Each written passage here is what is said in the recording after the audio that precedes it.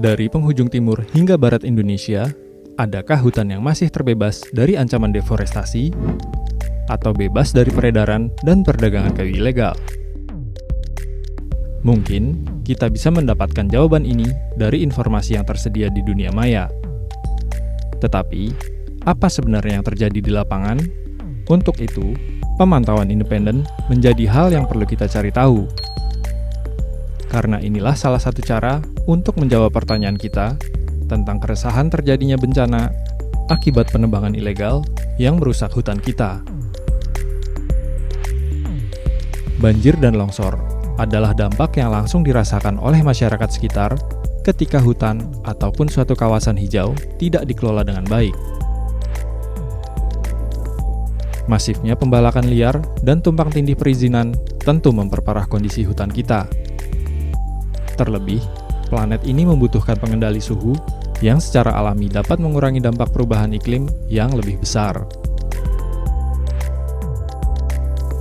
Salah satu upaya pemerintah untuk mencegah illegal logging dan peredaran kayu ilegal adalah dengan menerapkan kebijakan Sistem Verifikasi Legalitas Kayu atau SVLK sejak tahun 2009.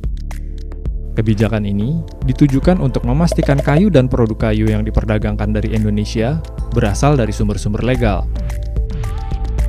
Di tahun 2020, nilai ekspor produk industri kehutanan Indonesia sebesar 11 miliar dolar Amerika, yang mengalami peningkatan dari tahun-tahun sebelumnya. Sehingga, kita membutuhkan pemantauan yang independen untuk memastikan produk-produk kayu ini berasal dari sumber yang bertanggung jawab. Karena, dalam pemantauan ini, dukungan pendanaan, serta keterbukaan informasi dan akses memasuki lokasi menjadi langkah awal untuk melakukan pemantauan yang efektif sehingga mampu memberikan masukan secara terukur. Penguatan sistem dan perbaikan kebijakan kehutanan juga mampu didorong oleh temuan dan hasil rekomendasi pemantau independen. Sistem ini memberi ruang kepada masyarakat sipil dalam tata kelola hutan. Kontribusi ini dapat kita lihat dari pengakuan pasar terkait SVLK. Oleh karena itu, strategi pendanaan berkelanjutan bertujuan untuk memastikan bahwa peran dan fungsi pemantau independen di Indonesia akan terus berjalan, sebagaimana yang diamanatkan dalam Permen LHK nomor 21 tahun 2020 tentang SVLK. Urgensi kebutuhan pendanaan bagi pemantau independen, maka diperlukan opsi-opsi sumber pendanaan melalui strategi jangka menengah panjang yang diharapkan akan memberikan jaminan keberlanjutan.